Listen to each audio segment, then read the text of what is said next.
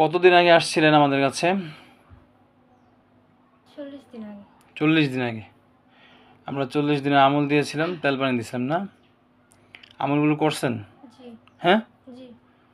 তেল পানি সব কিছু কমপ্লিট করছেন, খাইছেন, ব্যবহার করছেন? হ্যাঁ যে নিয়মে, যে সুরতে আল্লাহ কোরআন দিয়ে আমরা কাজ করে দিয়েছিলাম, যে নিয়মে যে কিছু বলছি সব কিছু পালন করছেন?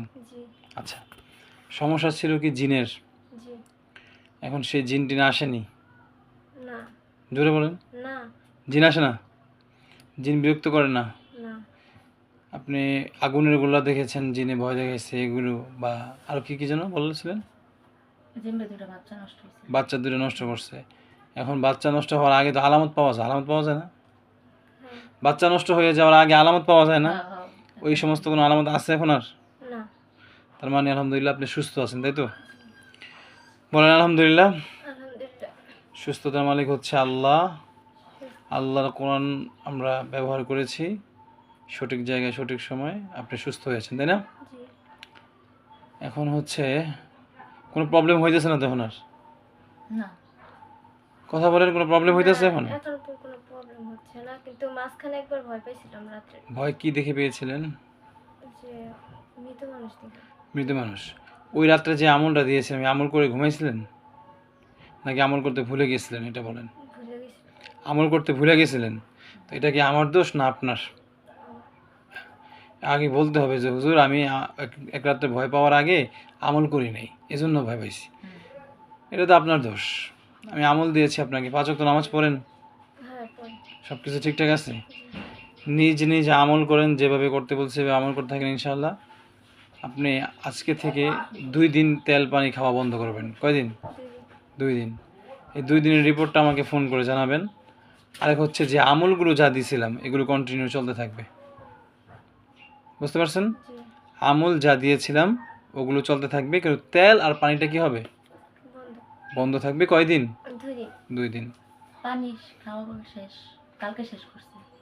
তা আজকে থেকে 2 দিন বন্ধ রাখবেন। মানে পানি পুরোটা শেষ করে দিছে। নিয়ে যাবেন 2 দিন পরে এসে। যদি আমি বলি আমার সাথে আলাপ 2 দিন ব্যবহার বন্ধ করার পর একটা রিপোর্ট জানাবেন না?